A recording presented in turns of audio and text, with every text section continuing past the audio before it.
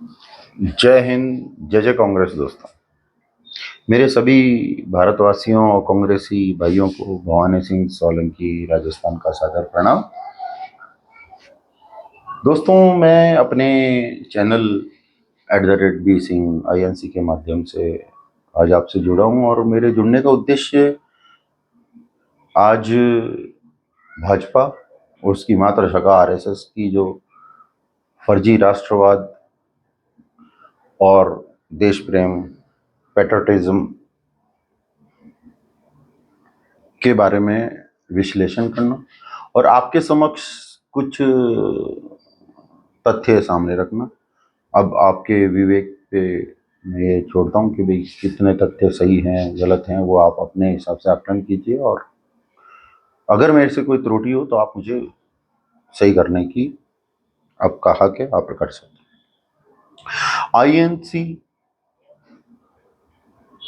RSS के बारे में जानने से पहले आपको दो चीज़ों का जानना बहुत जरूरी है। एक है INC इंडियन नेशनल कांग्रेस और एक है सेवा दल, जो कि इंडियन नेशनल कांग्रेस का एक अभिन्न अंग है और आज के सेवा दल हमारी एक विंग है जो कि बहुत इंपॉर्टेंट विंग है कांग्रेस में। इंडियन नेशनल कांग्रेस का की स्थापना 28 दिसंबर 1885 में तीन फाउंडर्स द्वारा की गई थी, जो कि भाजपा आज के समय आपने सुना होगा या भाजपा वाले एक भ्रांति फैलाते हैं कि साहब ये तो अंग्रेजों की पार्टी है, इनके जो प्रेसिडेंट थे एओ ह्यूम वो अंग्रेज थे। तो मित्रों, आपको ये एक सत्य का अवलोकन कर रहा हूं और सत्य आपके सामने समक्ष रखना चाहता हूं कि इंडियन नेशनल कांग्रेस की जो फाउंडर्स थे वो एक नहीं थे, तीन थे। एओ ह्यूम, दादा भाई नायरोजी और एक दिंच एडोल्जी वाचा, जो कि एक पारसी थे। इन तीनों को फाउंडर्स जो तीनों के द्वारा इंडियन नेशनल कांग्रेस की स्थापना की गई और उसके पश्चात 1923 में सेवा दल की स्थापना की गई और उसके संस्थापक थे हमारे NS हार्डिकर, नारायण सुब्बाराव हार्डिकर, जो कि कर्नाटक के धारवाड़ के रहने वाले थे। और इस सेवा दल का पूर्व में नाम हिंदुस्तानी सेवा मंडल था, जो कि बाद में सेवा दल किया गया। अब आपको एक मजेदार बात सुनाता हूँ कि मैंने ये चीजें क्यों RSS की बात करते करते ये चीजें क्यों बताई कि सर उसके पश्चात 1925 में RSS का गठन हुआ था और उसके फाउंडर कौन थे वो आप सबको पता है। डॉक्टर केशव बलिराम हेडगेवार।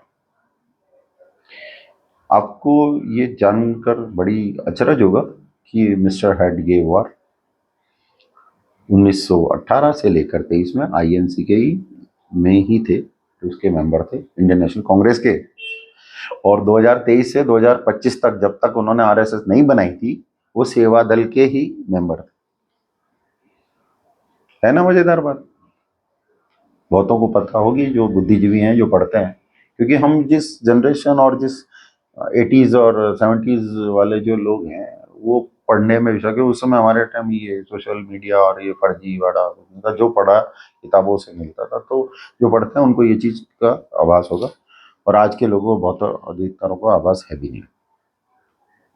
तो साहब RSS का जो फाउंडर थे वो हेडगेवार जी, वो पहले आपको जिस तरह से मैंने बताया कि वो सेवा दल में थे और उन्होंने क्या है कि वो और ये हार्डिकर जी, ये दोनों ही ब्राह्मण फैमिली से बिलोंग करते थे। तो हेडगेवार जी की जो है ना ईगो, वो बड़ा, वो उनको ईगो क्लैश करा कि भाई साहब उनकी जो महत्वाकांक्षाएं होती है सबकी, उनकी महत्वाकांक्षा ने निर्माण किया RSS, राष्ट्रीय स्वयंसेवक संघ। अब आपको एक और मजेदार बात बताऊं, ये जो बीच में नाम है ना स्वयं सेवक, ये कहां से चुराया गया पता है आपको? ये भी सेवा दल, सेवा दल के जो सेवादार होते थे उनको स्वयं सेवक ही कहा जाता था। है ना मजेदार बात? चलिए, ये चोर हैं, इनामों में भी चोरी की इन्होंने, ऐसा नहीं है। अब आप देखिए कि अब इनको जो महत्वाकांक्षाएं होती है, तो महत्वाकांक्षा का अब इनको अलग संगठन बनाना था, उन्होंने आरएसएस, राष्ट्रीय स्वयंसेवक संघ बना दिया। और आइडियोलॉजी अब क्या करे, विचारधारा भी तो रखनी पड़ेगी, भी किस विचारधारा पर चल रहे। तो उन्होंने क्या करा, जो जो इससे अगेंस्ट हो सकता था सेवा दल से, वो उन्होंने अडॉप्ट करते चले। उनको क्या चीज लगी कि साहब ये अपने बस की तो है नहीं, ये युद्ध उद्ध लड़ना और या फिर अहिंसा के दोनों के माध्यम से जाना। तो अपन तो क्या है, एक नई आइडियोलॉजी पे चलते हैं, जो जो अपने समझ में आएगा उससे उल्टा ही चलना है, ताकि हम हमारी डफली और हमारी राग अलग से अपनाए। तो साहब अब आती है बात आइडियोलॉजी। पहला सेकंड स्टेप आ गया आइडियोलॉजी। आप ये देखिए कि आइडियोलॉजी ऑफ सेवा दल and ideology of RSS. RSS की विचारधारा और सेवा दल की विचारधारा। सेवा दल की विचारधारा जिन सिद्धांतों पर आधारित थी, उनका मुख्य उद्देश्य क्या था, स्वतंत्रता संग्राम में जो युवा की जो फौज थी, जो मिल रही थी, उनको अनुशासन करना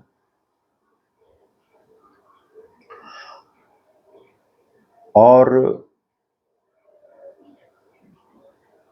उनको राष्ट्र के प्रति, सर्व फॉर द नेशंस के प्रति जागरूक करना, और सबसे बड़ी चीज सत्य और अहिंसा के माध्यम से देश में अंग्रेजों के खिलाफ आंदोलन को तैयार करना और उसको अग्रणी करना। और तीसरी जो उनकी आइडियोलॉजी की सोच, वो थी शारीरिक और मानसिक रूप से प्रशिक्षण देना, ट्रेनिंग देना, जिसमें कि खादी का निर्माण करना, सूती, और व्यायाम, और आपकी फिजिकल ड्रिलिंग जिसको कहते हैं व्यायाम, और सबसे तीसरी चीज सेल्फ रेस्पेक्ट फॉर स्वयंसेवक। ये स्वयंसेवक जो आपको बता रहा था राष्ट्रीय स्वयंसेवक, वो वही से उन्होंने चुराया, जो कि सेवा दल में ऐसा था कि अपने अपने आप की इज्जत करना स्वयंसेवकों की, जो कि सेवा दल में थे।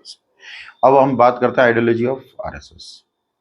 आरएसएस किस आइडियोलॉजी पे आधारित थी, आपको पता है। मैंने क्या बोला कि भाई उनकी जो महत्वाकांक्षाएं थी, तो वो वही उनसे अलग अलग करना चाहते थे। तो डिफरेंट क्या किया उन्होंने एक आइडियोलॉजी पकड़ी, हिंदुत्व। जैसे आप देश में तो हिंदू हिंदू बहुल्य है ये देश, तो हिंदुत्व के और हिंदू राष्ट्र बनाएंगे।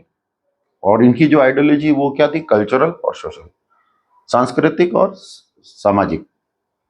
ये है इनका राष्ट्रवाद, जिसको नेशनलिज्म कहते हैं, जिसमें सिर्फ निर्माण, मतलब स्वयं का निर्माण, चरित्र का निर्माण, इसकी बातें करते रहते हैं।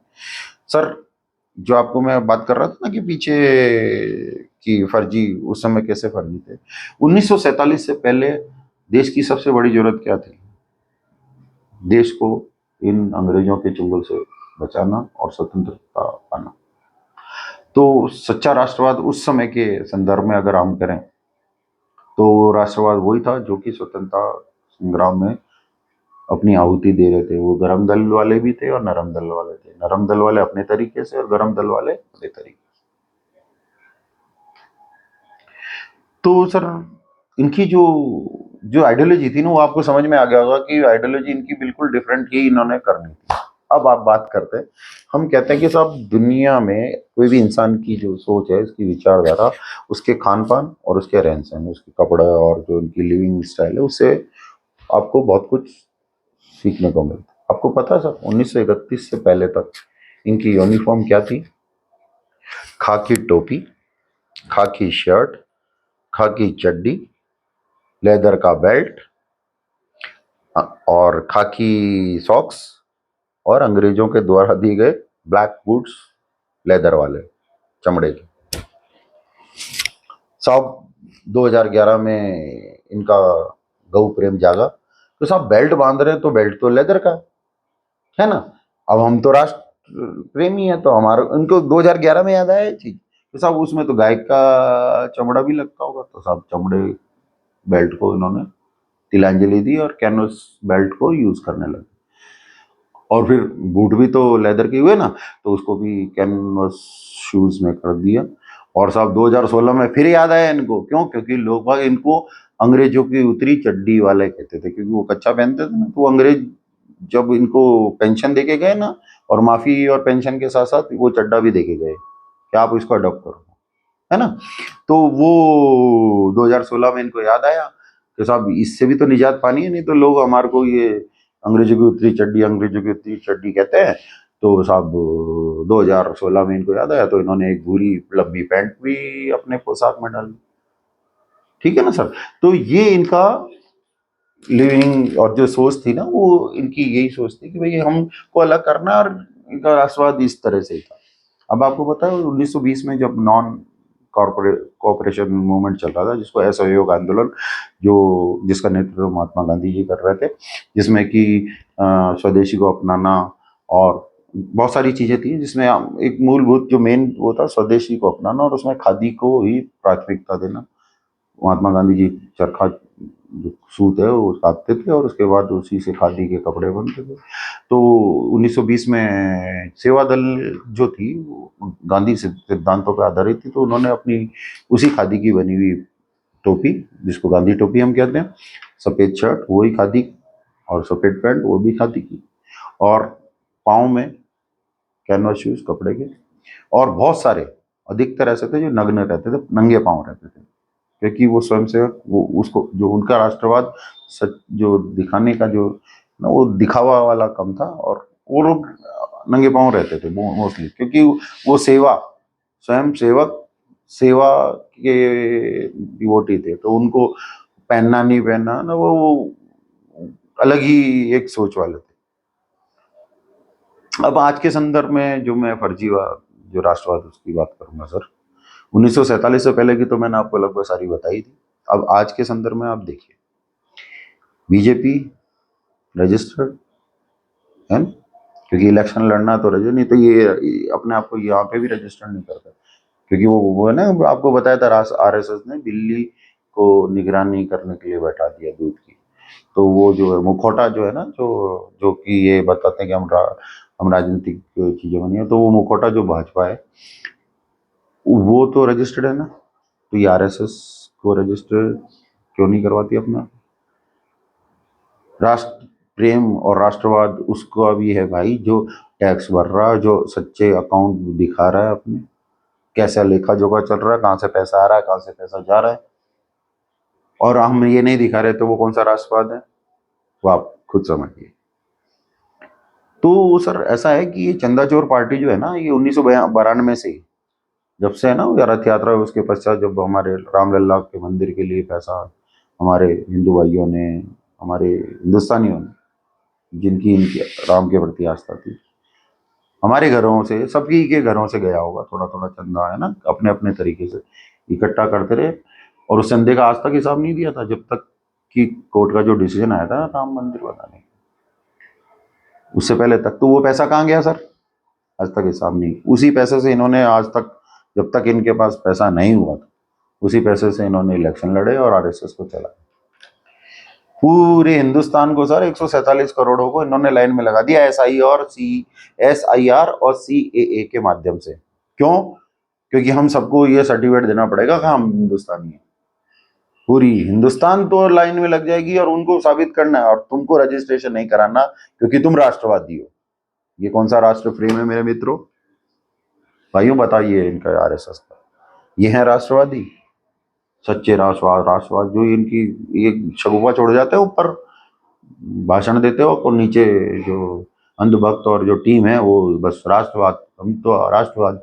अरे राष्ट्रवाद, राष्ट्रवाद होता क्या भाई? राष्ट्रवाद, राष्ट्र बनता किससे?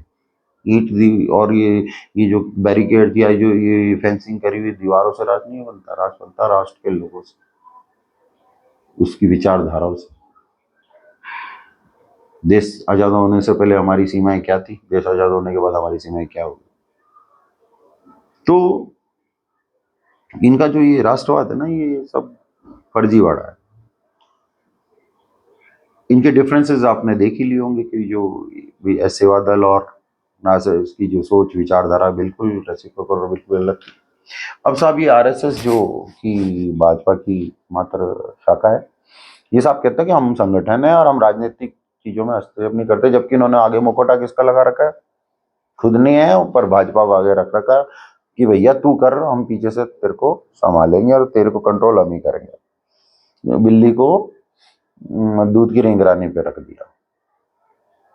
अब आते हैं इनके माफी वीर सावरकर जी।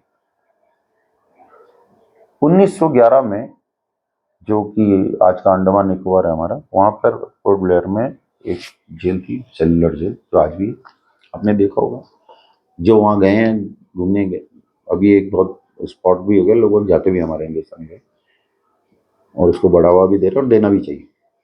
और जिन्होंने पिक्चर या किसी और माध्यम से या वीडियो के माध्यम से देखा होगा कि एक सूर्य की किरणें होती है ना, उस तरह से वो जेल के उस शेप में बनी हुई है, और वो छोटे छोटे बैरिकेड्स थे।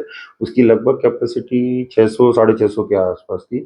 और जब ये मिस्टर सावरकर जी उस जेल में थे एक बैरिकेड में, तो उस समय सर आपको याद होगा कि लगभग 585 लोग और भी थे जो कि उस जेल में बंद थे, जिसमें सबसे बड़ा हिस्सा पहले नंबर पे थे उस समय के अविभाजित बंगाल, ईस्ट और वेस्ट बंगाल दोनों मिले अविभाजित था। वहाँ के 398 लोग। सेकंड नंबर पे पंजाब, जिसके लगभग 95 लोग। तीसरे नंबर पे आता था 18 लगभग उत्तर प्रदेश के, 14 केरल के, 8 आंध्र प्रदेश के, 5 उड़ीसा के, और 3 थे महाराष्ट्र के, जिसमें एक मिस्टर सावरकर और उनके ज्येष्ठ भ्राताश्री दूसरे थे जिनका नाम गणेश सावरकर, और तीसरा एक और था जिसका मुझे नाम पता नहीं है, अभी याद नहीं आ रहा सर, पता मतलब था, मैं भूल गया हूँ थोड़ा हल्का सा। और बाकी जो बचे 26-27 जो भी थे, उनमें से हाँ, उनमें से कुछ जो महाराष्ट्र के क्षेत्र और उसके आसपास में जो गरम दल के जो क्रांतिकारी थे, उन थे जिन्होंने अंग्रेजों के खिलाफ खूब बमबारी और धमाके करे, उनके लोग भी वहाँ पे थे। उन इन दोनों के अलावा उन इतने जो मैं बता रहा हूँ आपको 585 लोगों ने, किसी ने माफी नहीं मांगी। क्या उनको जेल, कईयों को शायद फांसी भी हुई होगी, कईयों को वहाँ जेल भी हुई, तो कितने साल की, 10 की, किसी की 5 की, किसी की 20 की, सभी अलग अलग। किसी एक का नाम आपको नहीं पता होगा। क्यों? क्योंकि किसी ने माफी नहीं मांगी, तो वो नेपथ्य में गायब हो गए, वो क्रांतिकारी कहलाएंगे। किसी एक का रिकॉर्ड नहीं है कि जिन्होंने माफी मांगी और वो बाहर निकले। ये सिर्फ 2 ही वीर थे। क्यों? क्योंकि इन्होंने जब समझ में आया तो इनकी आइडियोलॉजी चेंज कर ली इन्होंने। कि साहब उसके बाद उन्होंने जो पत्र लिखा ना, वो आपको भी शायद आपने सुना भी होगा, पढ़ा भी होगा और देखा भी होगा, जो हमारे बुद्धिजीवी मित्र हैं, कि उस पत्र में यही चीज लिखा कि आज के बाद हम ये अंग्रेजों के विरोधी किसी भी उसमें भाग नहीं लेंगे। हिंदू जो लोग हैं, हमारी जो संस्था है, और नाम ये वो एफिडेविट देते ना, उस तरह से एफिडेविट दिया था। अब आज के संदर्भ में बात करते हैं हम महामानव की। ना चाहकर भी जो गांधी जी के आगे नतमस्तक होना पड़ता, वो क्यों होना पड़ता मित्र, आपको पता? कि जहां पर यूएन है ना, यूएन में लगभग 193 देश रजिस्टर्ड है, और 2 ऐसे देश हैं जिसमें एक वेटिकन सिटी जो कि इटली के बीचों बीच है, और एक है फिलिस्तीन। ये 2 रजिस्टर्ड नहीं है, ये ऑब्जर्व्ड स्टेट कहलाते हैं, इसको ऑब्जर्व स्टेट कहते हैं। और 2 ऐसे देश हैं जो कि क्यू में है, जिनको अभी तक मान्यता नहीं मिली। वो एक तो है ताइवान, और दूसरा है कोसोवो, जो कि सर्बिया और पूर्व के यूगोस्लाविया का एक हिस्सा है। उनको अभी तक मान्यता प्राप्त नहीं है। इन 193 देश को जो रजिस्टर्ड है, उनकी बात कर लें तो उसमें से 80 ऐसे देश हैं सर, जिन देशों में महात्मा गांधी जी की सोच, महात्मा गांधी जी की नाम स्ट्रीट मतलब गलियां, मार्ग, और उनकी किताबें और उनकी मूर्ति विद्यमान है। तो जो आपने देखा होगा, मोदी जी ये हमको तो बोलते थे कि यात्रा कम करो, ये कम करो, ये जो इनका फर्जीवाद, खुद के लिए अलग कानून और जनता के लिए अलग कानून, ये जो वहाँ भाग भाग के जाके वो नए नए अवार्ड नहीं ले रहे हैं। इन दिनों आपने बहुत सारा देखा होगा, अभी लेटेस्ट ही को पता नहीं, सेशल्स में गए थे तो कौन सा एआई जनरेटेड अवार्ड इनको दिया गया। वो सब इनको पहले से मैनिपुलेट करके रखते हैं कि जिस देश में जाना होता है, वहाँ पे पहले इनकी जो टीम है वो जाती है और कहते साहब आप हमारे नाम पर साहब को एक अवार्ड दो, और आपको फिर हम इतने सैंक्शन कर देंगे, आपके डेवलपमेंट में इतने दे देंगे। तो उनको क्या जा रहा है साहब, वो रातों रात तैयार कर देते हैं। ना भूत हो ना भविष्य है ऐसे अवार्ड, फिर ना तो किसी को अतीत में मिले ना भविष्य में मिलेंगे। समझ रहे हैं बात? कुछ साल पहले आपको पता होगा, एक इनको अवार्ड मिला था, फिलिप कॉटलर अवार्ड, जो कि मार्केटिंग गुरु कहलाते हैं। वो 6-7 साल हो गए इस बात को। ना भूतो ना भविष्य थे सर, उससे पहले ना तो किसी को मिला था वो अवार्ड, और ना 7 साल हो गए अभी तक किसी को मिला, ना भविष्य में मिलेगा। तो ये जैसे कहते हैं ना, ये एक तो हमारे महामानव जी कैमरा प्रेमी, फोटो हमारी पूरी आनी चाहिए, कोई बीच में आता धक्का मार देते हैं, आपने बहुत सारे वीडियो। दूसरे हैं हमारे अवार्ड प्रेमी, ये नया चला, ताकि यहाँ पर भी तो कुछ देना ना, यहाँ के जो बैठे हैं इनके अनुयायी अंधभक्त, तो उनके लिए मसाला भेजते हैं वो कि बेटा लगो, और जो बच्ची को चीज गोदी मीडिया, क्योंकि मेन जो अभी जो चोरी वाला जो चल रहा है उससे साइड करके दिन भर ये चलाया जाए बीकीवी मीडिया द्वारा, और उसी में खुश रहे हमारे अंधभक्त और उनकी अनुयायी। तो साहब मेरी ये बात है कि वो नाचा कर भी आपको नतमस्तक होना पड़ता है हमारे गांधी जी और उसकी सोच पर। कुछ साल पहले शायद एक कोई साध्वी थी, तो उन्होंने इनके बारे में हमारे महात्मा गांधी जी के बारे में बोल दिया, तो इनको बड़ी पीड़ा हुई थी साहब को, और वो उसके बाद उस औरत का कुछ किया नहीं इन्होंने। बड़ा दुख बहुत हुआ था इनको, उनकी पीड़ा हुई थी, परंतु वो पीड़ा टीवी पे दिखाने के लिए थी। राष्ट्रपिता है ना हमारे, तो उस हिसाब से जो उनका असैसिनेशन करने वाला, जिनकी हत्या करने वाला नाथुराम गोडसे, वो क्या होना चाहिए, हत्यारा। तो सर आपका राष्ट्र प्रेम गांधीवाद जगाओ, और उसको साबित, उसको हत्यारा घोषित करो भाषण के माध्यम से कि साहब वो तो हत्यारा था महात्मा गांधी का। नहीं बोल पाएंगे, क्यों? क्योंकि उनकी आइडियोलॉजी वही है। महात्मा गांधी जी को तो इनको ना चाहकर भी करना पड़ता है। तो मित्रों, जो इनकी ये जो सच्चाइयां है ना छोटी छोटी चीजों की, ये मैं आपको समय समय उजागर करता रहूंगा अपने वीडियो के माध्यम से।